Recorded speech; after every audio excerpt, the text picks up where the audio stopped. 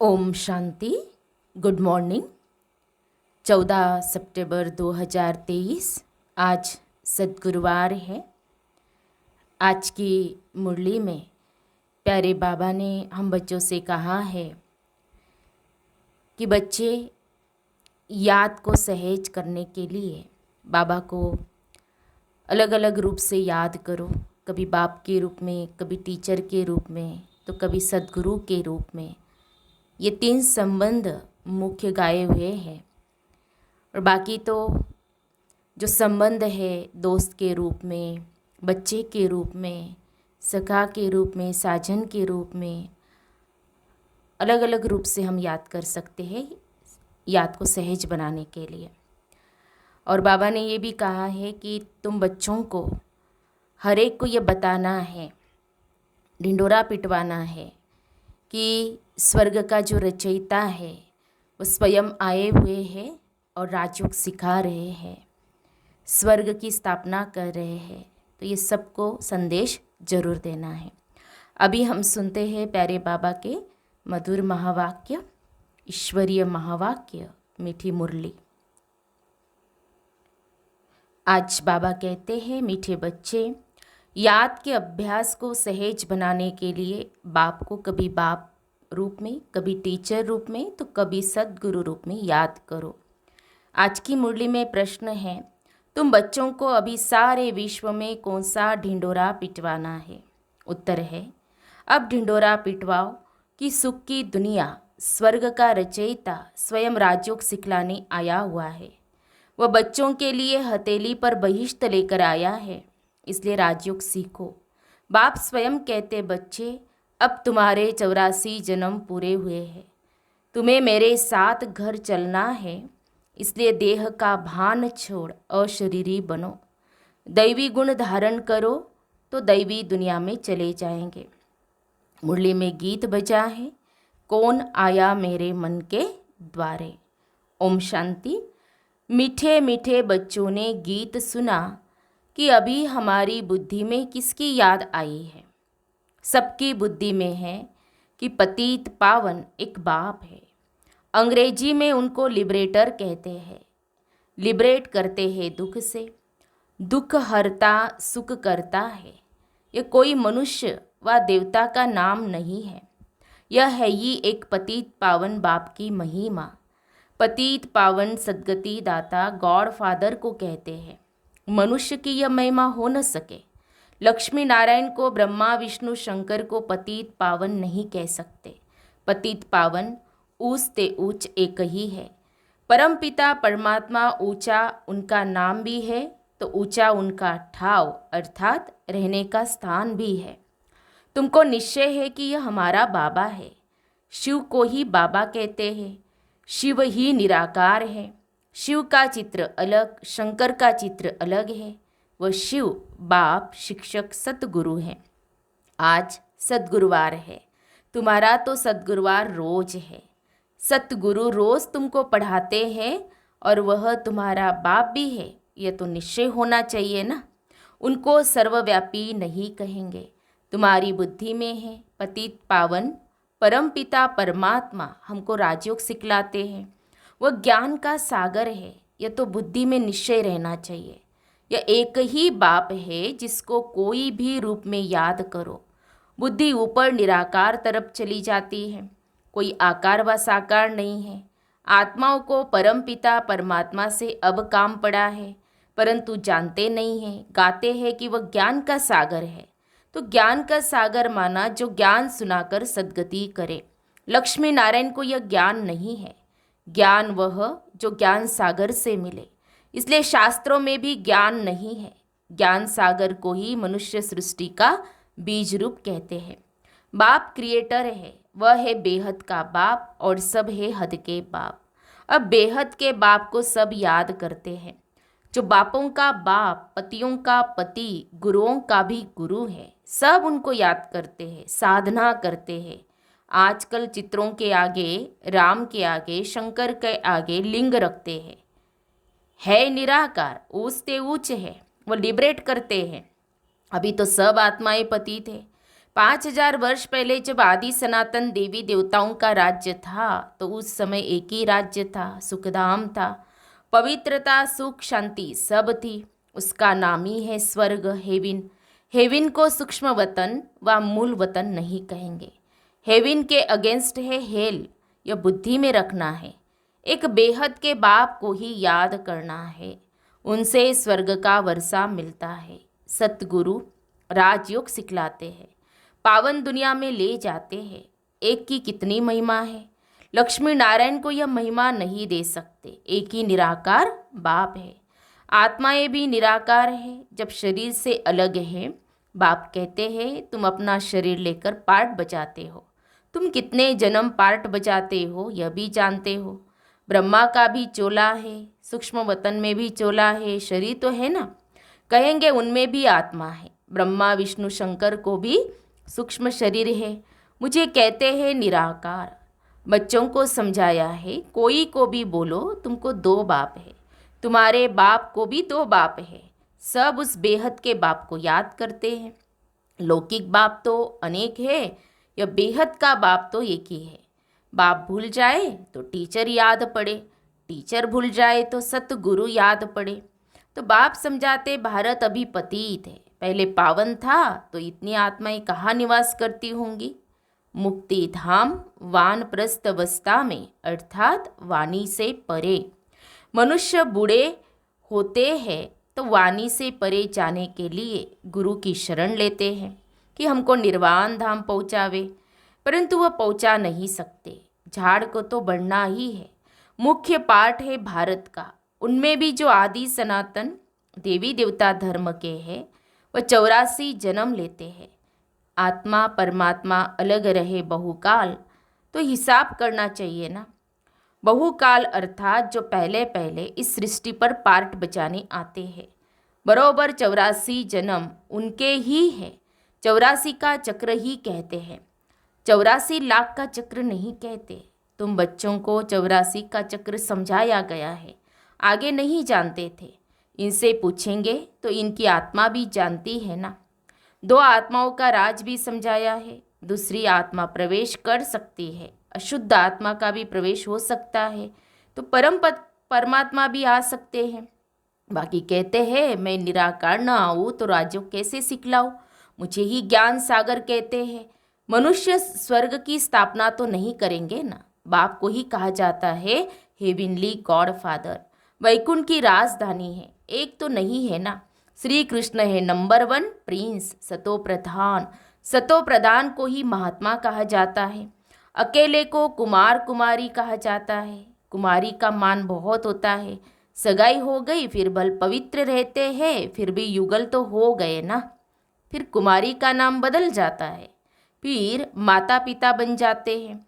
बच्चा पैदा हुआ तब कहेंगे माता पिता, शादी के बाद समझेंगे यह माता पिता है, अंडरस्टूड है कि संतान भी होंगी, फिर उनको कुमार कुमारी नहीं कहेंगे। तुम बच्चे जानते हो अभी श्री कृष्णपुरी स्थापन हो रही है, वह एक ही देवी देवता धर्म है। बाकी हर एक धर्म का शास्त्र भी अलग अलग होता है।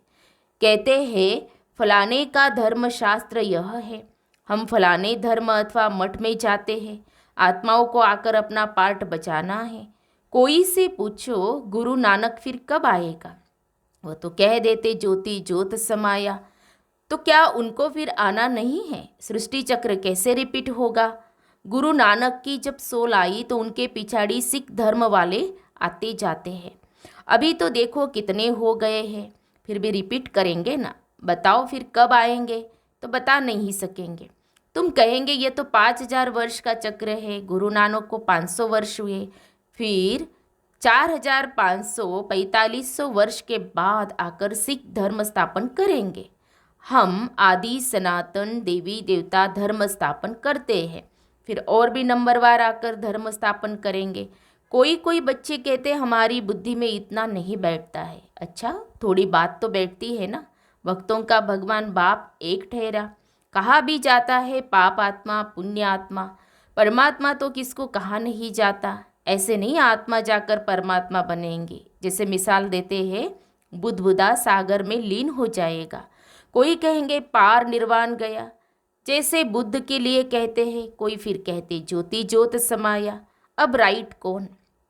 पार निर्वाण तो ठीक है, आत्मा भी निराकार है, निराकारी दुनिया में रहती है, सूक्ष्म वतन में है मूवी, वह भी जैसे वहाँ की एक भाषा है जो वहाँ वह समझते हैं, समझकर डायरेक्शन ले आते हैं। यह भी वंडरफुल बात है ना। मूवी, टॉकी और साइलेंस तीन है। पहले मूवी के बाइस्कोप भी थे, फिर उनसे किसको मजा नहीं आया तो टॉकी कर दिया। सूक्ष्म वतन में से ब्रह्मा विष्णु शंकर है, समझाया जाता है ऊंचते ऊंच है परम पिता परमात्मा, जो साइलेंस वर्ल्ड में रहते हैं। हम आत्माएं भी वहाँ रहती है। पतित पावन एक ही सतगुरु है, सर्व का सद्गति दाता वही है। बाकी भल कोई अपने को गुरु कहलाए, ऋषि कहलाए, महात्मा कहलाए, परंतु सब भक्त पावन बनाने वाले को जानते ही नहीं। कहते हैं परमात्मा सबको कब्र से निकाल ले जाते हैं। देखते भी हो, यह वही महाभारी महाभारत लड़ाई है। तुम सत्युग के लिए राजयोग सीख रहे हो, विनाश के बाद फिर सत्युग के गेट खुलते हैं। बाप ने समझाया है, इस समय तुम बाप से राजयोग सीखते हो, तुम योग बल से राज्य लेते हो। यह है नॉन वायलेंस। कोई भी यह नहीं जानते हैं कि नॉन वायलेंस किसको कहा जाता है। काम कटारी भी नहीं चलानी है, यह भी हिंसा है। अहिंसा परमो देवी देवता धर्म था। विकारों के कारण ही तुमने आदि मध्य अंत दुख पाया है। वह है ये निर्विकारी दुनिया जिस कारण आदि मध्य अंत दुख नहीं होता है। वह है अमरलोक, यह है मृत्युलोक। मृत्युलोक में बैठ कथा सुनाते हैं। अमरलोक में जाने लिए तो बाप कहते मैं त्रिकालदर्शी हूँ, तुमको भी त्रिकालदर्शी त्रिनेत्री बनाता हूँ, अर्थात तीनों लोकों तीनों कालों को जानने वाले। यह भगवान की महिमा है। तुम बच्चों को आप समान बनाकर साथ ले जाते हैं। ज्ञान सागर के बच्चे, तुम भी मास्टर ज्ञान सागर बन जाते हो। बाप कहते हैं मैं मनुष्य सृष्टि का बीज रूप चैतन्य नॉलेजफुल हूँ। हाँ, हम जान सकते हैं बीज से ऐसे झाड़ निकलता है, फिर फल निकलता है। अब यह है मनुष्य सृष्टि का झाड़। बाबा कहते हैं मैं इस उल्टे झाड़ के आदि मध्य अंत को, सृष्टि चक्र को जानता हूँ। मनुष्य कहते भी है परमात्मा सत्य है, चैतन्य है, आनंद का सागर है, सुख का सागर है, तो उनसे जरूर वर्षा मिलना चाहिए। तुम मुझ अपने बाप से वर्षा ले रहे हो। तुम 21 जन्मों के लिए पावन बन जाएंगे। मैं एवर पावन हूँ। तुमको तो पार्ट बजाना है। इस समय सिर्फ तुम्हारी चढ़ती कला है। तुम मास्टर ज्ञान सागर बन जाते हो, फिर सत्युग से लेकर तुम्हारी कलाएं कमती होती जाएंगी, चढ़कर फिर उतरना ही है। अभी तुम बच्चे बेहद के बाप से बेहद का वर्षा लेते हो, बहुत सर्विस करते हो। बाप है पतित पावन, तुम शिव शक्ति पांडव सेना हो। पतित दुनिया को पावन दुनिया बनाने में मदद करते हो। तुमको ही वंदे मातरम कहते हैं। पतित को कभी वंदे मातरम नहीं कहेंगे। तो बाप आकर शक्ति दल द्वारा गुप्त सर्विस कराते हैं। तुम डबल अहिंसा वाले हो, राज्य लेते हो परंतु कोई हथियार आदि नहीं है, पवित्र रहते हो। वह सब है डबल हिंसक। एक तो विकार में जाते हैं, काम कटारी से एक दो को दुख देते हैं और फिर आपस में लड़ते झगड़ते भी रहते हैं। आजकल कितने दुख के पहाड़ गिरते हैं। मनुष्यों में क्रोध कितना भारी है, अपने आप को आपे ही चमाट मारते हैं, सबकी ग्लानि करते रहते। यह भी ड्रामा में नूंद है, सबको गिरना ही है। अभी तुम्हारी है चढ़ती कला।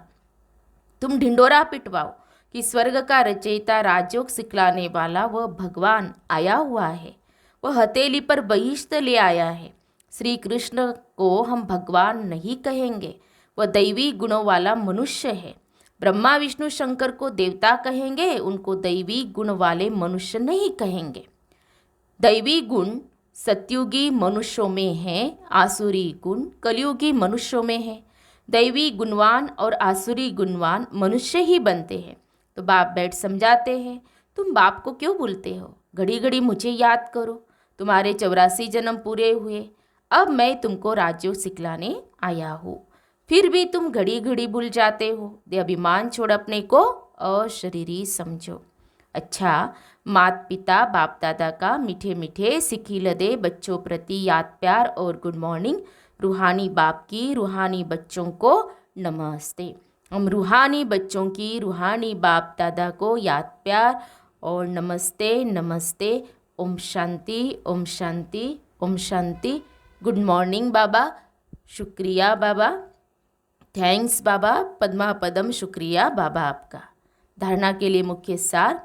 आज की मुरली का सार 2 पॉइंट में। पहली पॉइंट, बाप समान त्रिकालदर्शी त्रिनेत्री त्रिलोकी नाथ बनना है। बाप की महिमा में स्वयं को मास्टर बनाना है। दूसरी पॉइंट, डबल अहिंसक बनना है। किसी भी विकार के वशीभूत हो हिंसा नहीं करनी है। बाप का मददगार बन सबको पावन बनाने की सेवा करनी है। प्यारे बाबा का वरदान है, ज्वाला रूप की याद द्वारा स्वयं को परिवर्तन कर ब्राह्मण से फरिश्ता सो देवता भव। ज्वाला रूप की याद द्वारा स्वयं को परिवर्तन कर ब्राह्मण से फरिश्ता सो देवता भव। जैसे अग्नि में कोई भी चीज़ डाली जाती है तो नाम रूप गुण सब बदल जाता है। ऐसे जब बाप के याद की लगन की अग्नि में पड़ते हो तो परिवर्तन हो जाते हैं। वो मनुष्य से ब्राह्मण, फिर ब्राह्मण से फरिश्ता सो देवता बन जाते हो। जैसे कच्ची मिट्टी को सांचे में ढालकर आग में डालते हैं तो ईंट बन जाती है, ऐसे यह भी परिवर्तन हो जाता है। इसलिए याद को ज्वाला रूप कहा जाता है।